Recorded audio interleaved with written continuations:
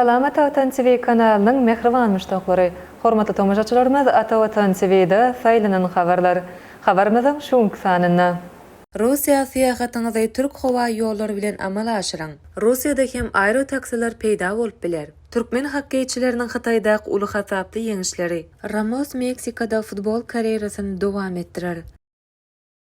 Russiya Federasiýasyna syýahatyňyzy Türk howa ýollary aviakompaniýasy bilen amala aşyrmaga mümkinçilik döredilýär. Bu barada Eşretli Syýahat Hojalyk Jemgyýeti habar berýär. Şunuň bilen baglykda Türk howa ýollary aviakompaniýasy Aşgabat, Istanbul, Moskwa uğru boýunça amatly bahalardan uçur gatnawlary ýerine ýetirýär. Amerikanyň Birleşen Ştatlarynyň $307 başlaýan aviabiletleri satyn almak bolar. Aviabiletler 1 marta çenli satylýar we 31 marta çenli syýahaty öz için alýar. Türk howa ýollary kompaniýasynyň uçury Moskwa şäheriniň Vnukovo howa menziline goýýar. Ýene bir belleme zat. Egerde Türk howa ýollary aviakompaniýasynyň biletlerinden satyn almak isleseňiz, Istanbul şäherini üssaşyr, ýani tranzit gidilýänligi sebäpli hiç hili ýagdaýda Türkiýe üçin viza gerek däldigini ýatlatmak bolar. Şeýlekem bu aviabiletleri satyn alan her bir ýolagçynyň goşlary üçin 30 kilogram, el goşlary babatdy 8 kilogram peýdalanyp bilerler. Habarlaşmak üçin Eşretli Syýahat Hojalyk Jemgyýeti, Aşgabat şäheri 2727 Gaguliýew köçesi 96, Peýkan binasy 2-nji gat. Telefon belgileri: Goşmak 993 63 90 13 33, Goşmak 993 64 98 13 33, Goşmak 993 63 56 73 88, Goşmak 993 12 75 39 99.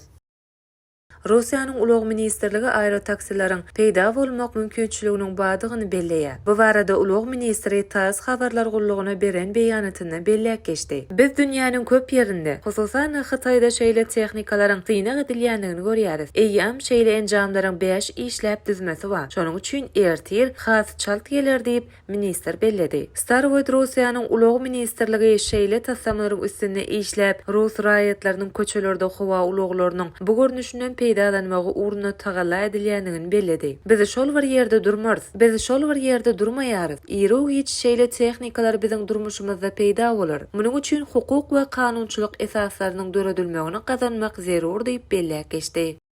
Şu günler Türkmenistany hakkeýçiler 7-14 fevral aralygynda Hytaýda geçirilýän 9-njy Gaşga Aziýa oýunlaryna çykyşlaryny üstünlikli dowam etdirýärler. Häzirki Aziýada oýunlaryň açylmagyndan 4 gün hakkey ýarşlary başlady. Bu ýarşlara gatnaşýan Türkmenistanyň ýygynnysy Makaownyň ýygynnysyny 26-0 hasabyna utdy. Türkmen hakkeýçileri ikinji dowuşygyna Hindistanyň ýygynnysyny 19-1 hasabyna utdy. Harbindaky hakkey ýarşyna 14 ýygynny gatnaşýar. A toparçasyna Hytaý, Ýaponiýa, Gazagystan, Koreýa Respublikasy, Taýland we Hytaý Taýbeýe çykyş edýär. B toparçasyna Bahreyn, Kuwait, Kyrgyzstan we Singapur bäsleşýän bolsa, C toparçada Gongkong, Hindistan, Makao we Türkmenistan bäsleşýär. Türkmenistanyň hakkey ýygynnysyny 9-njy Gaşga Aziýa oýunlaryna 18 hakkeýçi bilen İçeri işler ministrliginiň galkan toparyndan 18 hakkeýçi hemde Sowda we Daşary ykdysady gatnaşyklary ministrliginiň şiir toparyndan 3 hakkeýçi bilen wekilçilik edýär. Gaşga Aziýa oýunlary Aziýanyň Olimpiýa Geňeşine agza ýurtlar üçin her 4 ýylda bir gezek geçirilýän köp görnüşli sport çäresidir.